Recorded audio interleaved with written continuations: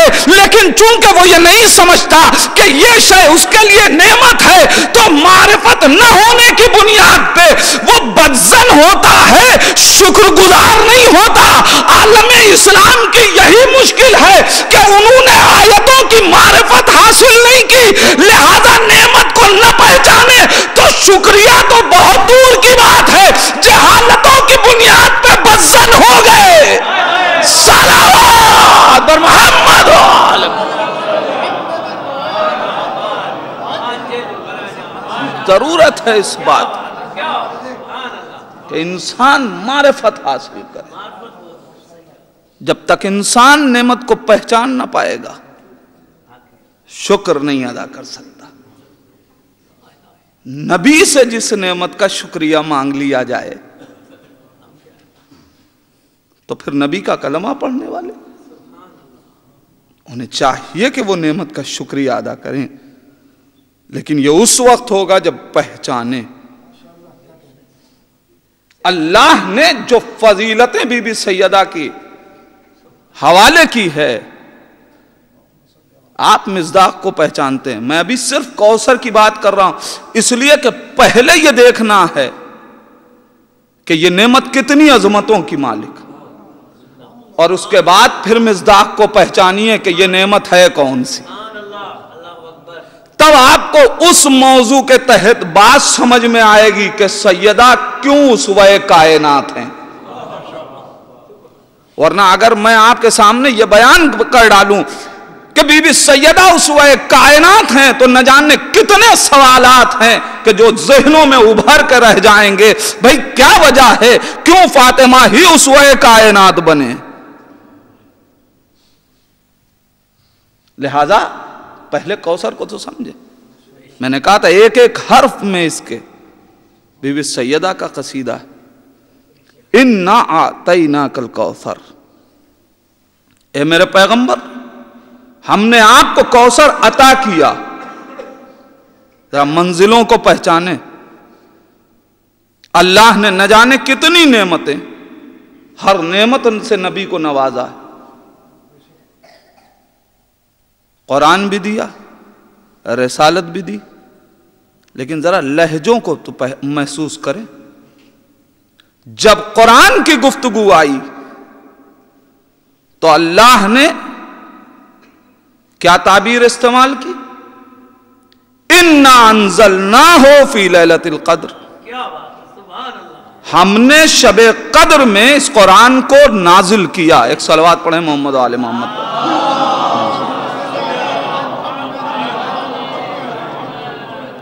ہم نے قرآن کو شب قدر میں نازل کیا۔ پالنے والے کہاں سے نازل ہوا؟ کہاں نازل ہوا؟ سب کچھ قرآن میں۔ لوح محفوظ سے جبرائیل کے ذریعے قلب پیغمبر پہ نازل ہوا۔ قرآن کو اللہ نے نازل کیا۔ پوری توجہ عزیزان ایمان، رسول کو رسالتیں دیں تو رسالتیں پہنچائی کس نے؟ جبرائیل نے رسالتیں نبی تک منتقل کی ہیں۔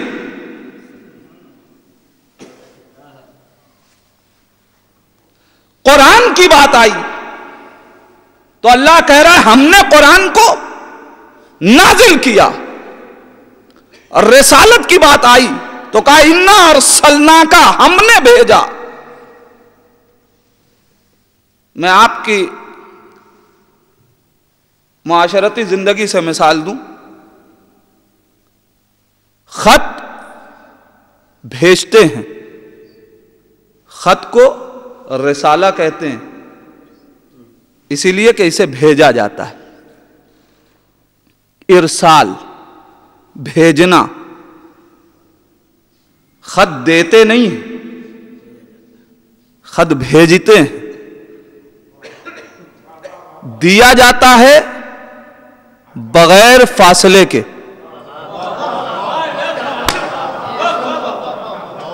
بغیر واسطے کے دیا جاتا ہے۔ بھیجنے کے لیے کسی نہ کسی واسطے کی ضرورت ہے۔ پوری توجہ عزیزان ایمان عظمت سیدہ کو ملاحظہ فرمائیں. قرآن جیسی کتاب کے لیے اللہ کہہ رہے ہم نے نازل کیا. نزول کسے کہتے ہیں؟ جو شے بلندی سے پستی کی طرف آئے اسے نزول کہتے ہیں. جو شے بلندی سے پستی کی طرف آئے، اسی لیے بارش کو بھی بارش نازل ہوتی ہے. یعنی بارش کے قطرات بلندی سے پستی کی طرف آ رہے ہیں. ذرا محسوس کریں تعبیروں کو اور کوثر کی عظمت کو ملاحظہ کریں. جب قرآن جیسی نعمت کی بات آئی تو اللہ نے کہا ہم نازل کر رہے ہیں. پالنے والے نازل کیسے کرے گا؟ کہ نازل کرنے والے ہم ہوں گے. جس پہ نازل کیا جائے گا وہ میرا نبی ہوگا، جو لے کے جائے گا وہ جبرائیل ہوگا. جب رسالتوں کی بات آئی تو کہا ہم ارسال کر رہے ہیں، بھیجنے والے ہم ہیں. جس کے پاس بھیجا جا رہا ہے وہ محمد کی ذات ہے، جس کے ذریعے سے بھیجا جا رہا ہے وہ جبریل امین ہے. عزیزان ایمان قرآن کسی نہ کسی واسطے سے دیا گیا. جب ساری رسالتوں کی بات آئی کسی نہ کسی واسطے کو استعمال کیا گیا، مگر جب کوثر کی منزل آئی تو نہ تو نزول کی لفظ استعمال کی نہ ارسال کی لفظ استعمال کی. انا اعطینا، اے میرے پیغمبر ہم آپ کو کوثر عطا کر رہے ہیں. کوثر عطا کر رہے ہیں. عطا میں نزول اور ارسال میں فرق یہ ہے کہ عطا کے لیے ضروری ہے کہ دینے والا لینے والا آمنے سامنے ہو، کوئی فاصلہ نہ ہو. عطا کے لیے ضروری ہے کہ دینے والا لینے والا یہ دونوں آمنے سامنے ہو، بیچ میں کوئی فاصلہ نہ ہو. نزول کے لیے ارسال کے لیے کوئی واسطہ ہو سکتا ہے. اللہ نے عظمت کوثر قرآن دینا ہوا تو جبریل کا واسطہ اختیار کر لیا، رسالتیں بھیجنی ہوئی تو واسطہ اختیار کر لیا. لیکن اللہ نے جب زہرا کا نور دینا ہوا صلوات بر محمد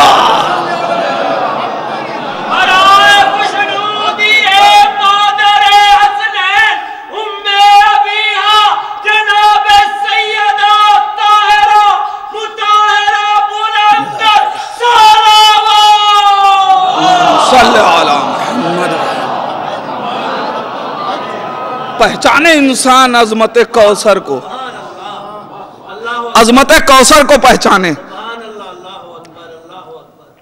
قرآن کی کوئی آیت نازل ہوئی، نبی جہاں ہے وہیں ہے.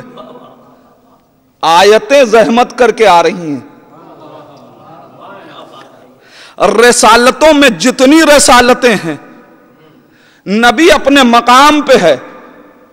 اگر سفر میں ہے تو سفر میں، حضر میں ہے تو حضر میں، بستر پہ ہے تو بستر پہ، مسجد میں ہے تو مسجد میں، عبادت کی عالم میں ہے تو عبادت کے عالم میں، منبر پہ خطبے کی شکل میں خطبہ دینے کے لیے بیٹھا ہے تو خطبے کے حالت میں.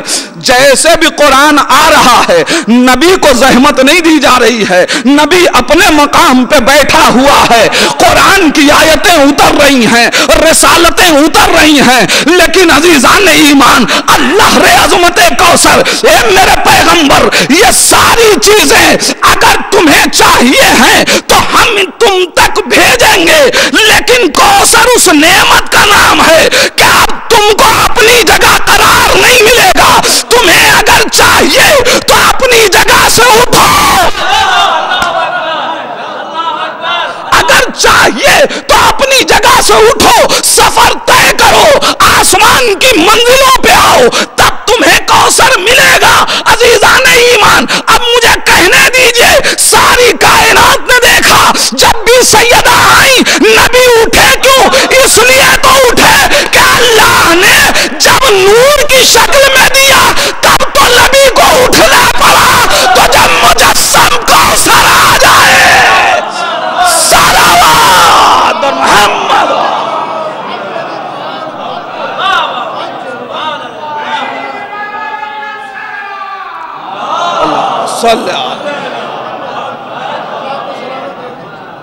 انا اعطیناک الکوثر، اے میرے پیغمبر ہم نے کوثر عطا کیا ہے، ہم نے کوثر عطا کیا ہے۔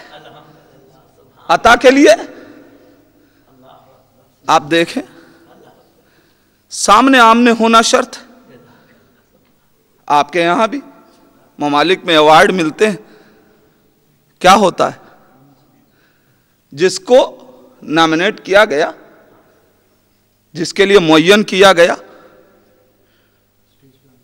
اس کو حاکم کے دربار تک جانا پڑتا ہے، حاکم نہیں آتا۔ چھوٹی چھوٹی کائنات کی نعمتیں ہوں، اور آپ یوں دیکھ لیجئے کہ ہر ایوارڈ کے لیے ایسا نہیں ہے۔ جو ملک کے بڑے ایوارڈ ہیں اس کے لیے اس ہدیے کو لینے والے کو جانا پڑتا ہے، اس کو معین کیا گیا کہ اسے ملے گا۔ اب وہ ملک کے جس کونے میں ہو اسے اٹھ کے وہاں تک جانا ہے جہاں صدر مملکت ہے، اس مملکت کا مالک جہاں بیٹھا ہے۔ اچھا اب جانے والا خود جاتا ہے؟ ارے میں کیا کہہ رہا ہوں عزیزان ایمان، جانے والا خود نہیں جاتا، بلکہ اس کو بلانے کا اہتمام بھی حکومت کرتی ہے۔ جانے والا خود نہیں جاتا۔ اب قرآن کی آیت پڑھ کے دیکھیے، قرآن نے یہ نہیں کہا کہ میرا نبی گیا، قرآن کہہ رہا ہے میں اپنے نبی کو لے گیا۔ ایک صلوات پر محمد و آل محمد۔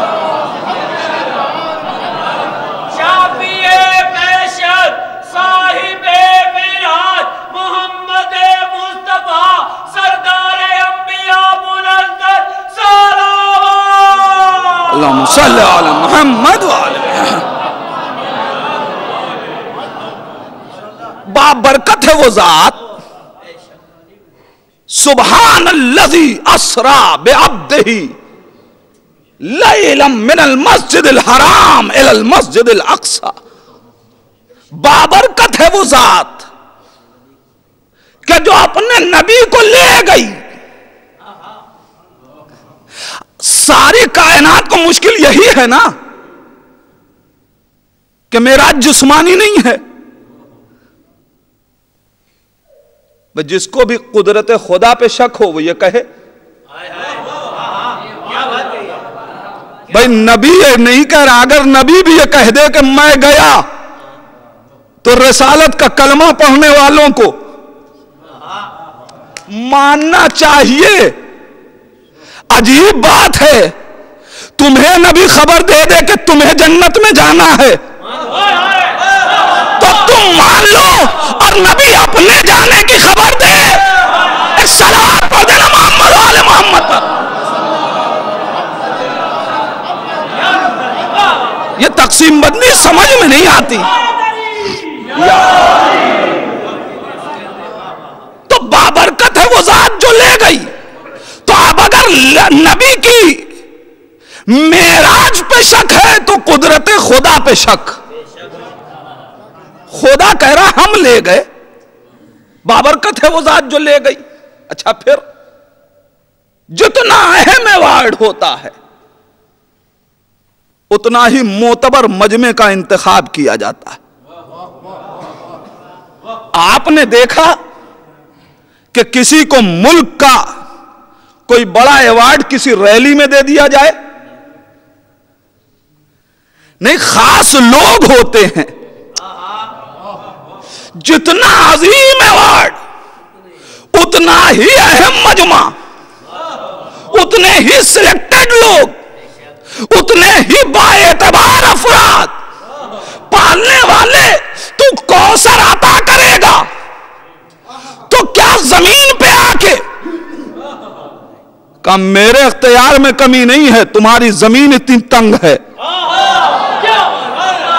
کہ اگر میں خدا زمین میں آ جاؤں تو پھر خدا نہ رہ جاؤں گا۔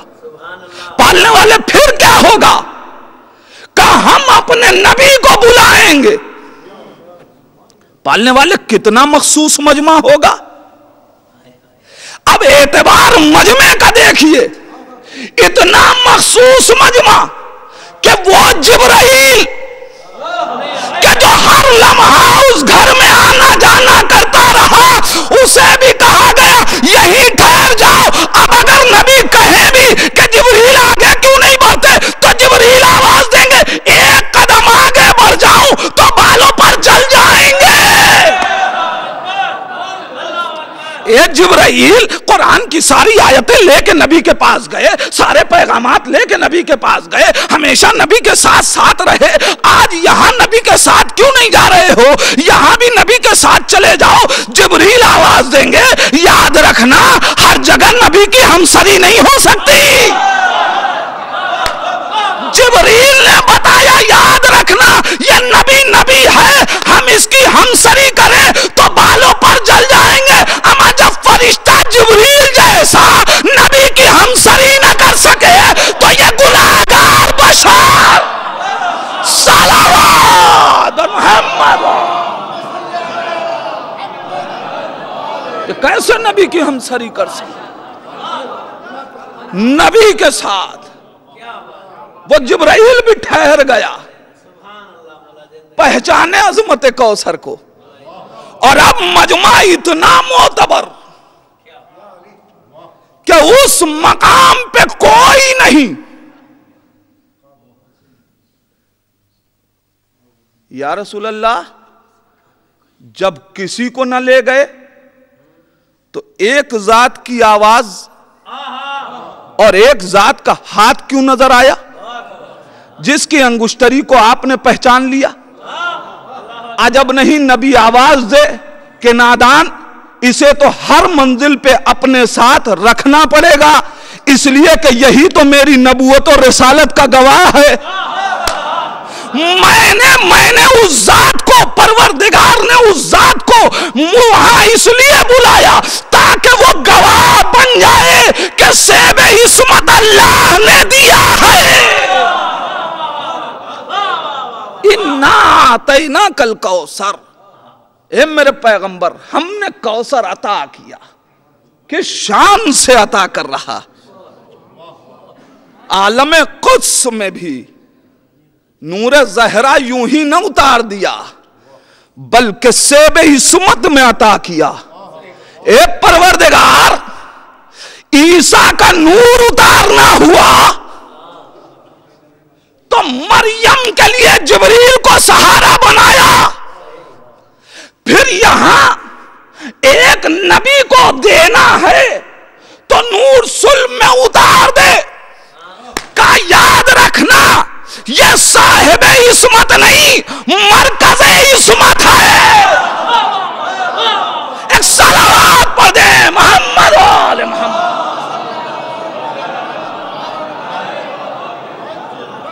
یہ مرکز عصمت ہے، اور اب سیب عصمت نبی کو دے دیا۔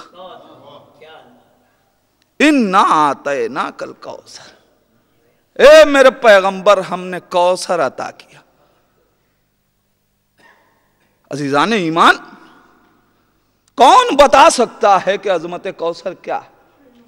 عالم قدس کی منزلوں میں ہے کون جو بتائے؟ جب اس کوثر کی ابتدائی منزل کو کوئی نہیں بیان کر سکتا۔ عزیزان ایمان ذرا تصور تو کریں، بھئی جناب زہرا اور کوثر کی ابتدا اس مقام پہ ہوئی ہے جہاں کوئی نہیں ہے، تو جب ابتدا کو بیان کرنے والا کوئی نہیں، یا تو رسول بیان کرے یا علی بیان کرے یا خدا بیان کرے، تو جب ابتدا اتنی عالی ہو تو انتہا کو کون سمجھ سکتا ہے؟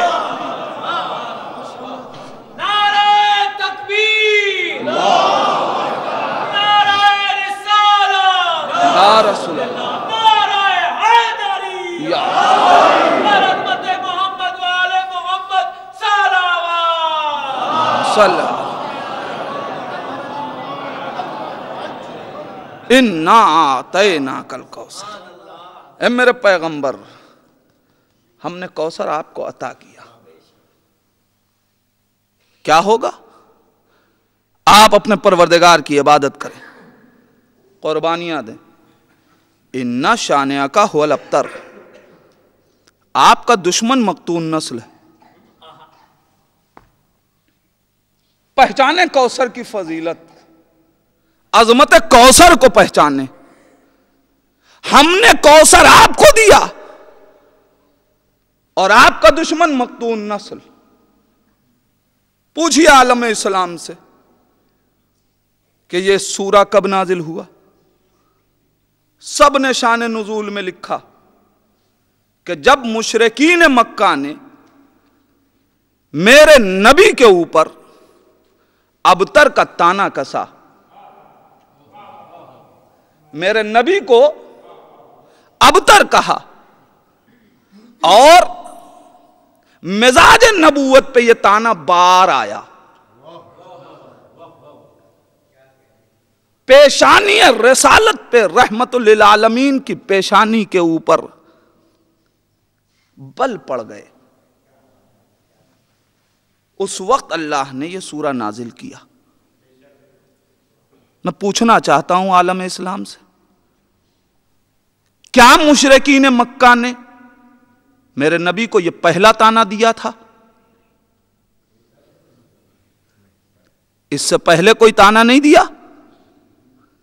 ساحر کہا، جادوگر کہا، مجنون کہا، شاعر کہا، اوجھڑیاں پھینکی، سب کچھ تو کہہ رہے ہیں، مگر رحمت للعالمین کی جبین پہ کوئی شکن نہ پڑی، نہ کوئی شکوہ ہوا،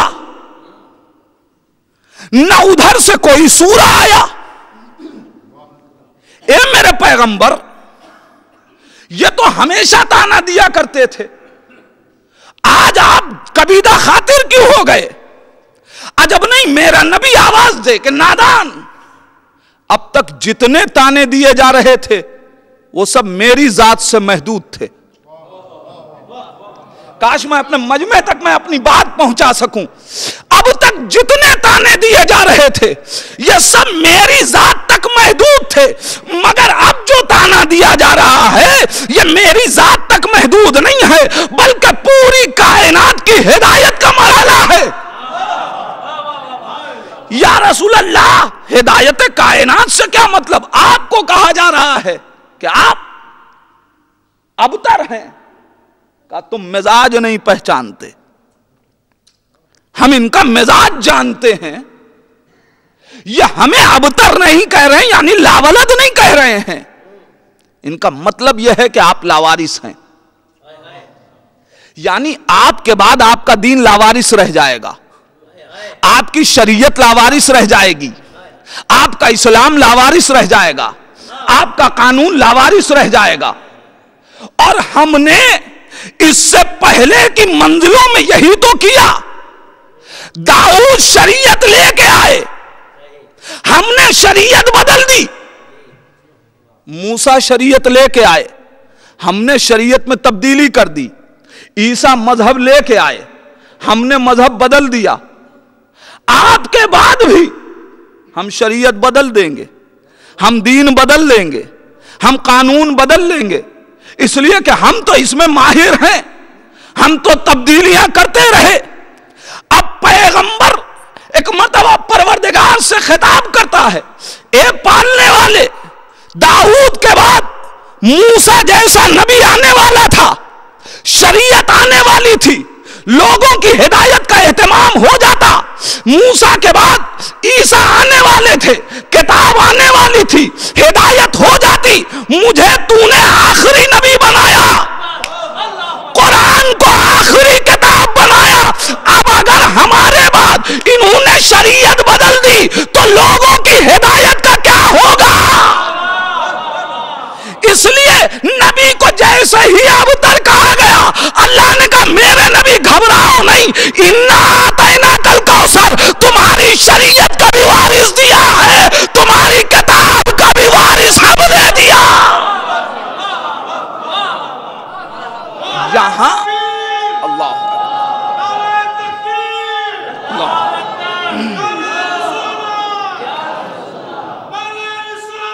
یا رسول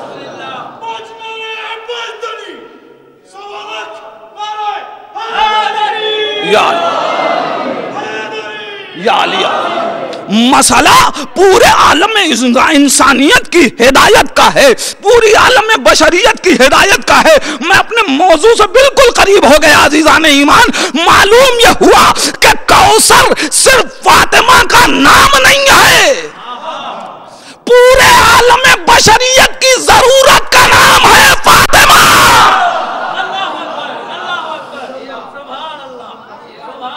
ہم نے کوثر عطا کیا۔ نبی یا آپ کو لاوارث بتا رہے ہیں؟ ان کو کہنے دیجئے، ہم نے آپ کو کوثر عطا کیا۔ کیا کہا جا رہا تھا؟ ابتر، لاولد کہا جا رہا تھا۔ کیسے نبی کو کوئی لاولد کہتا؟ اس لیے کہ دنیا نے ابراہیم کو نہیں دیکھا، قاسم کو نہیں دیکھا۔ بھئی آپ خود بتائیں، اگر کسی کے یہاں بچہ پیدا ہوا ہے تو اب کائنات اسے لاولد نہیں کہتی۔ بچہ مر گیا یہ الگ بات ہے، لیکن اسے لاولد نہیں کہا جائے گا۔ لاولد اسے کہتے ہیں کہ جس کے یہاں اولاد ہوئی نہ ہو۔ تو نبی کو لاولد نہیں کہا جا رہا تھا، اصل میں نبی کو لاوارث سمجھا جا رہا تھا، نبی کی شریعتوں کو لاوارث سمجھا جا رہا تھا۔ اگر اب بھی کسی کو یقین نہ آئے تو میں سوال کرنا چاہتا ہوں، قرآن نے کیا کہا؟ جو آپ کو ابتر کہہ رہے ہیں، جو آپ کے دشمن ہیں، وہ خود ابتر ہیں۔ تو وہ ابتر یعنی اگر لاولد، تو بتائیے ان کی اولادوں نے تاریخ کیسے مرتب کی؟ آپ بتائیں، کچھ باتیں اشاروں میں سمجھ لیا کیجئے۔ بھئی اولاد تھی تبھی تو ظلم کا سلسلہ تھا، اور آج بھی نبی کے دشمن ہیں یا نہیں ہیں کائنات میں؟ تو جب دشمن ہیں تو اللہ تو کہہ رہا ہے کہ لاولد رہیں گے۔ تو اب بتائیے قرآن کیا کہنا چاہتا ہے؟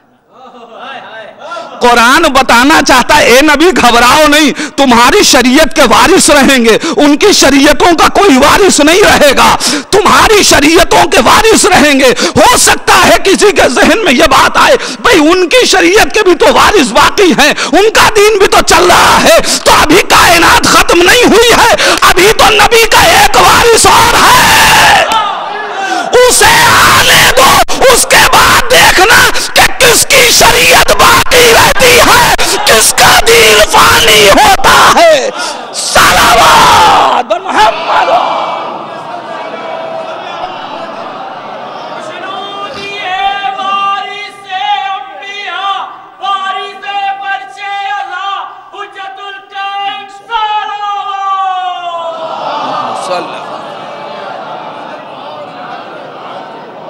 اِنَّا أَعْطَيْنَاكَ الْكَوْثَرَ، اے میرے پیغمبر ہم نے آپ کو وارث عطا کیا، ہم نے وراثت آپ کے حصے میں رکھی ہے۔ اب کس کی مجال ہے؟ آپ ذرا احساس تو کریں، جب نبی کو لاوارث کہا جا رہا ہے ماحول کیا ہے؟ نبی تنہا دین پھیلانے کے لیے ابھی آیا ہے، ابھی کچھ لوگ ہیں، نبی دین پھیلانا شروع کرتا ہے، نبی کو لاوارث کہا جانے لگا۔ اب نبی کتنا کبیدہ خاطر ہوا ہوگا، اس کا اندازہ لگانا ہے تو یوں لگائیے، کسی جگہ کوئی مبلغ جائے اور وہاں اکثریت اس کے خلاف ہو جائے، اب وہ کام کیسے کرے؟ لیکن اگر اسی محلے میں رہنے والا کوئی طاقتور انسان، کوئی صاحب اثر، سب کی مخالفتوں کے بعد بھی کھڑا ہو کے یہ کہہ دے کہ نبی ہم آپ کے حامی ہیں، کسی عالم سے کوئی کہہ دے کہ مولانا ہم آپ کے ساتھ ہیں، آپ اپنا کام کیجئے، تو اب وہ اکثریت کو نہیں دیکھے گا، اس کی طاقت کو دیکھے گا۔ اللہ نے نبی سے وعدہ کر لیا کہ حامی ہم ہیں، پالنے والے تو ہے آسمان پہ، شریعت زمین پہ پھیلانی ہے۔ اب کون ہے کہ جو شریعت محمدی کی حفاظت کرے اس ماحول میں جہاں مشرکین مکہ ہیں؟ تو ایک حامی ابو طالب بن کے کھڑے ہو گئے۔ صلوات بر محمد۔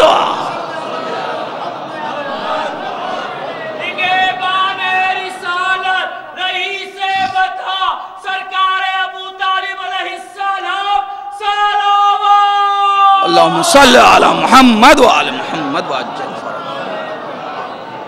انا اعطیناک الکوثر، ساری کائنات نبی کو لاوارث کہہ رہی ہے۔ اچھا، نبی کو اس سورے سے کتنی تقویت ملی اندازہ لگائیں گے؟ نبی کو اتنی تقویت ملی کہ ساری کائنات کہہ رہی تھی، مگر ادھر خدا تھا۔ تو نبی بھی نبی ہے، وہ دیکھ رہا ہے یہ مخلوق ہمیں کہہ رہی ہے کہ ہم لاوارث ہیں، اور جب خالق نے ہمیں کہہ دیا تو اب مخلوق لاوارث سمجھے، مگر اس نے کہا ہے، نبیوں کی تاریخ شاہد ہے کہ جب نبیوں کو وارث اس نے عطا کر دیا تو میری شریعت کا وارث بھی وہ دے گا۔ اس نے اعلان کیا ہے کہ اے پیغمبر، ہم نے آپ کو وارث دیا۔ اچھا، پھر میں جملہ دہراؤں گا، انا اعطیناک الکوثر کب سورہ نازل ہوا؟ جب مشرکین مکہ آپ کو لاوارث کہہ رہے تھے۔ فاطمہ عالم بشریت کی ضرورت کا نام ہے۔ ساری دنیا نبی کو لاوارث کہہ رہی تھی، مشرکین مکہ لاوارث کہہ رہے تھے۔ سب نے لکھا، کوئی بھی تفسیر اٹھا کے دیکھ لیجئے، ہر ایک نے یہی کہا، مشرکین مکہ نبی کو لاوارث کہہ رہے تھے۔ جب ہم نے نام پوچھا تو نام ایک ہی بتایا گیا۔ دیکھیں، مشرکین کیا ہے؟ عربی میں جمع کا صیغہ ہے مشرکین، اور جمع کم سے کم 3، اس سے کم پہ نہیں بولی جاتی۔ کم سے کم مشرکین میں کوئی 3 نام گنائیے، ایک ہی نام گنایا جاتا ہے، عاص ابن وائل اور اس کے ہم مزاج نبی کو لاوارث کہہ رہے تھے۔ عزیزان ایمان، نبی کو لاوارث عاص کہہ رہا ہے اور اس کے ہم مزاج افراد۔ اب یہ ہم مزاج لوگوں کو پہچاننا بڑا مشکل ہے، لیکن عزیزان ایمان، تاریخ بہت ستم ظریف ہوتی ہے، جملے قید کر کے مجرم حوالے کر دیتی ہے۔ آپ دیکھیں تاریخ کو پڑھ کے، آپ محسوس کریں گے بھئی کیا ہو رہا تھا۔ نبی کی لاوارثی کا اعلان کیا جا رہا تھا، نبی لاوارث ہے، نبی لاوارث ہے، نبی لاوارث ہے۔ اللہ کہہ رہے وارث ہم نے دیا ہے، مگر انکار وراثت سے کیا جا رہا ہے۔ عاص لاوارث کہہ رہا تھا، اللہ نے جب یہ کہہ دیا تو ساری زبانیں بند ہو گئیں۔ اب کوئی نبی کو لاوارث نہیں کہہ رہا ہے۔ اب کیسے سمجھا جائے کہ کون ہے ہم مزاج افراد؟ تاریخ پڑھ کے دیکھیے، جب تک نبی زندہ رہے یہ مرحلہ حل نہ ہوا، مگر نبی کے بعد جب نبی کی وارث بیٹی کا حق غصب کیا گیا تو یہی اعلان کیا گیا، نبی نوارث بنتا ہے، نوارث بناتا ہے۔ تاریخ کے جملوں کو تاریخ سے ملا لیجئے۔ صلوات بر محمد۔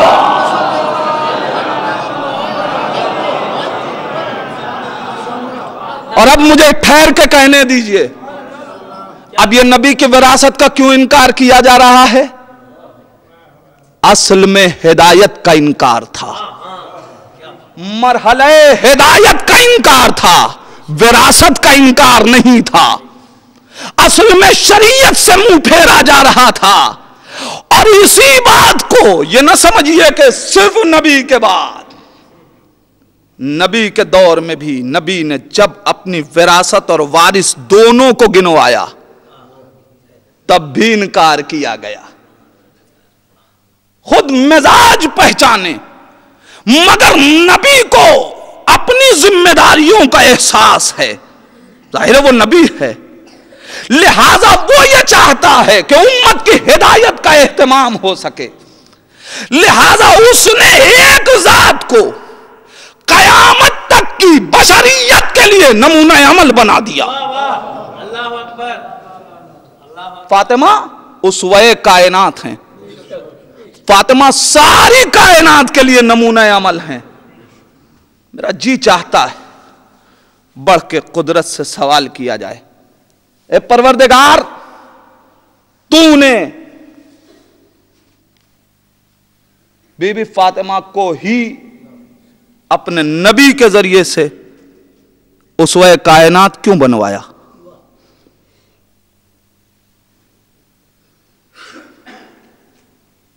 عزیزان ایمان، کسی ایک زمانے کی بات نہیں ہے، قیامت تک کی بشریت کے لیے بی بی سیدہ اسواں ہیں، نمونہ عمل ہیں. ایسا نہیں ہے کہ صنف نسواں میں صرف جناب سیدہ کو اسوہ بیان کیا گیا ہو. نمونہ عمل کے طور پہ اپنے اپنے زمانے میں بہت سی خواتین کو پیش کیا گیا، لیکن وہ سارے اسوے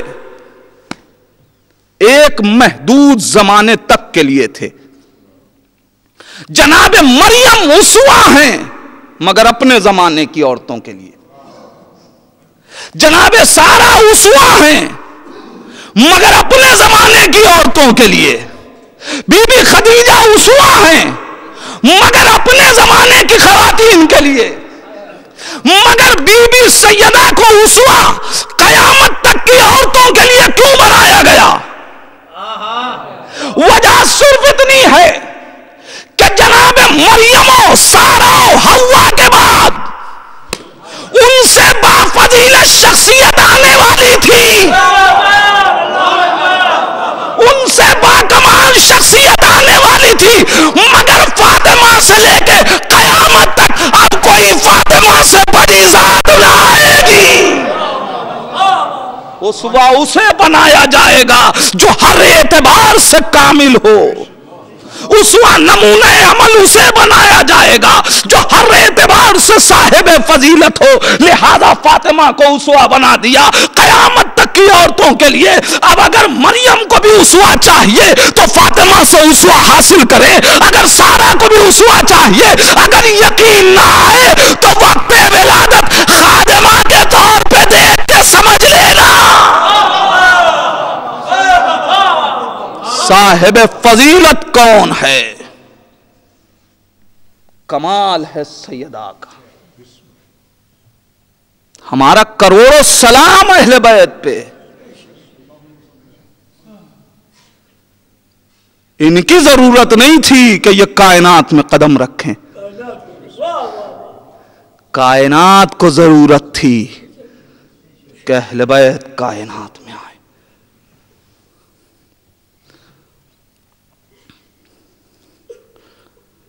عزیزان ایمان،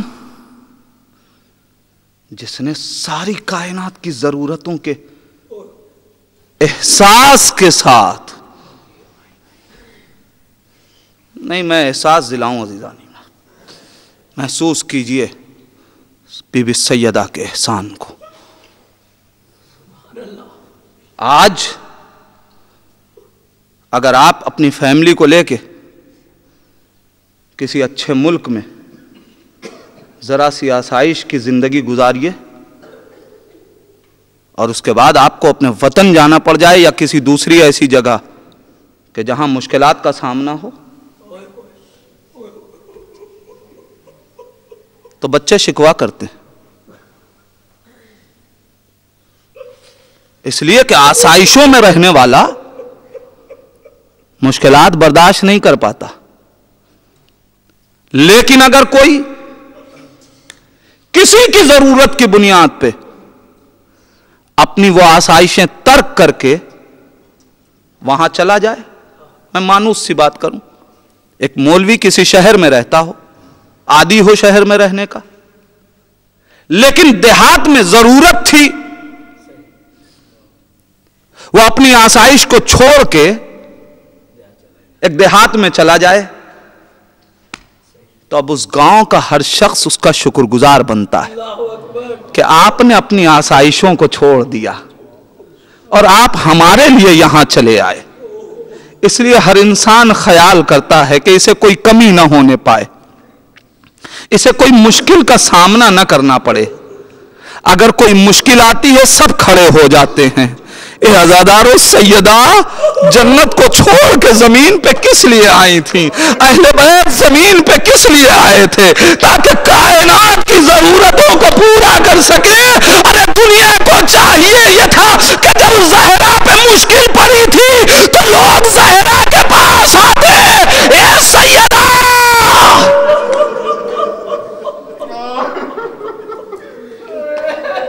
مگر اہل بیت کے ساتھ کیا ہوا؟ اہل بیت کے ساتھ دنیا نے کیا کیا؟ کوئی اہل بیت کے قریب نہیں آیا. عزادارو, ارے میں آپ کو کہاں کہاں کا منظر دکھاؤں. ارے مدینے میں اگر بیوی فاطمہ کو دیکھنا ہے تو دیکھ لیجئے. ارے جس وقت دروازہ جلا دیا گیا اب تو لوگوں کو آ جانا چاہیے تھا. اے سیدہ, اگر کوئی مشکل ہے تو ہم حاضر ہیں. پسلی توڑی گئی, لوگوں کو آنا چاہیے تھا. سیدہ دنیا سے گئی, لوگ علی کے پاس آ جاتے, علی کو دلاسا دے دیتے. علی دنیا سے گئے, لوگ امام حسن کے پاس آ جاتے.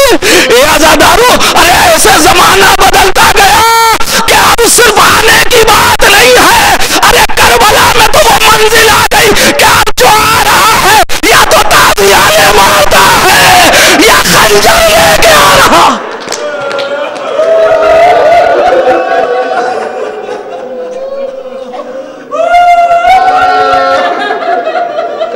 کیسی مصیبتوں کا سامنا. اہل بیت نے یہ مصیبتیں کس کے لیے برداشت کی؟ اِنَّا شَانِئَکَ هُوَ الْأَبْتَرُ. کوثر جیسی عظمت, صاحب کوثر کا خانوادہ کس طریقے سے بکھر گیا, کیسی کیسی مشکلات کا سامنا کرنا پڑا ہے. عزادارو, آپ دیکھیں نبی سے شکریہ مانگا جا رہا ہے نا. اے میرے پیغمبر, کوثر کا شکریہ یہ ہے کہ آپ عبادتیں کریں اور قربانیاں دیں. لفظ ونہر کی ہے, مجھے نہیں معلوم کہاں اس تفسیر کو تلاش کیا جائے کہ لفظ ونہر کی تفسیر ہو جائے.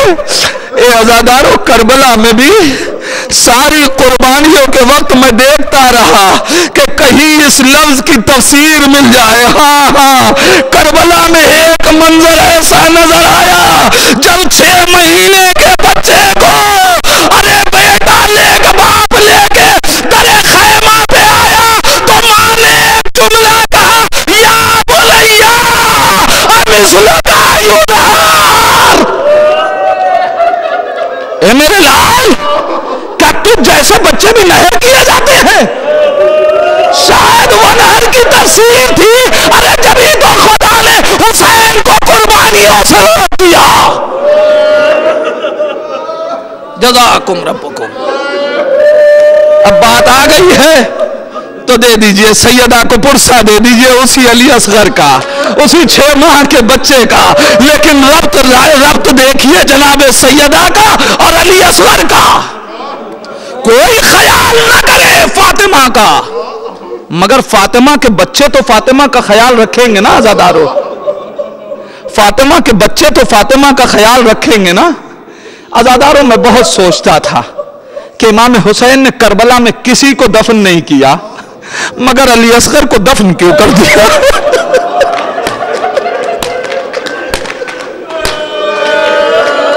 جزاک اللہ پالنے والے. الحوائج علی اصغر کے مسائل پڑھے جا رہے ہیں، یہ آنکھیں گریا کر رہی ہیں، ان سب کو کربلا کا ظاہر بنا دے۔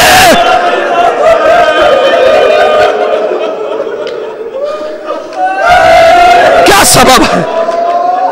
بی بی سیدہ پرسہ قبول کر لیجئے، بی بی رباب پرسہ قبول کر لیجئے۔ اے پالنے والے، تجھے علی اصغر کا واسطہ، جن کی آغوش میں بچے نہ ہو، پالنے والے انہیں صاحب اولاد کر دے۔ میں سوچتا تھا کیوں حسین نے کربلا میں علی اصغر کو دفن کر دیا۔ بہت سی علتیں بیان کی علماء نے۔ کسی نے یہ لکھا کہ حسین جانتے تھے کہ میری شہادت کے بعد شہداء کی لاش پہ گھوڑے دوڑائے جائیں گے، اس لیے یہ 6 مہینے کا بچہ اتنی طاقت نہیں رکھتا کہ گھوڑوں کی ٹاپیں علی اصغر کے بدن پہ پڑے۔ ہاں شاید ایسا حسین نے سوچا ہو، اس لیے کہ علی اصغر قاسم کے بعد شہید ہوئے ہیں۔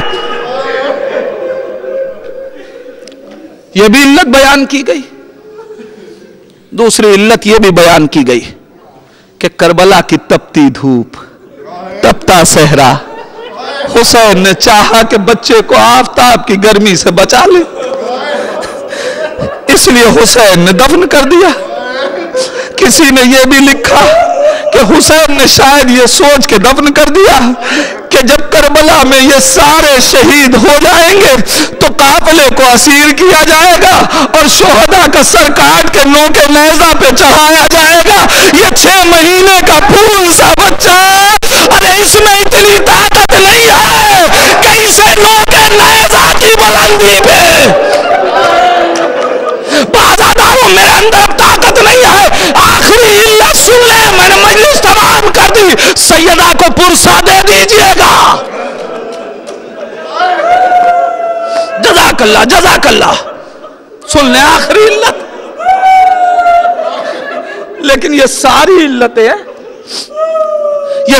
علتیں علی اصغر کے ساتھ حسین کی ہمدردی کو ظاہر کرتی۔ لیکن ایک علت جب میں نے تاریخ علماء کی کتاب میں پڑھی ہے تو مجھے ایسا محسوس ہوا کہ ہاں شاید یہی علت رہی ہو۔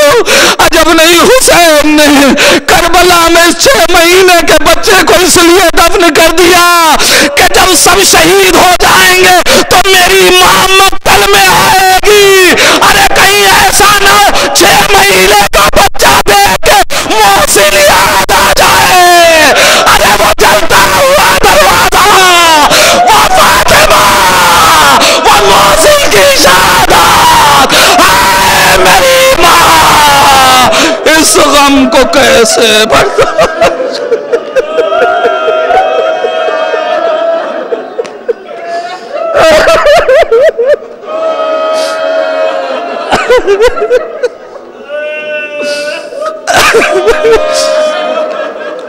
بار الہ تجھے واسطہ ہے محمد و آل محمد کا، ان آوازوں پہ اپنی رحمت نازل فرما۔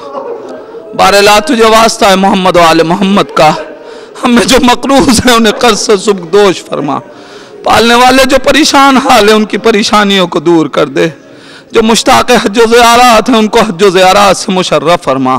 بار الہ تجھے واسطہ ہے محمد و آل محمد کا، یہ پردیسی پردیس میں ذکر فاطمہ میں مشغول ہیں۔ پالنے والے تجھے سیدہ کی مظلومیت کا واسطہ، انہیں تمام بلاؤں سے محفوظ رکھنا۔ پالنے والے ان کی رزق و روزی میں ترقی عطا فرما۔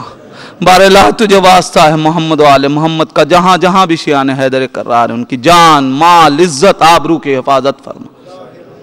بار الہ تجھے واسطہ ہے محمد و آل محمد کا، علماء کرام آیات اعظام کا سایہ ہمارے سروں پہ سلامت رکھ۔ بار الہ وارث زہرا امام زمانہ کے ظہور میں تعجیل فرما، اندر ظہور اتنی توفیق دے کہ ہم اپنے امام کو پہچان سکیں۔ اسی امام کا واسطہ ہم کو ان کے آوان و انصار میں شمار فرما۔ ربنا تقبل منا انکا انت السمیع الدعا۔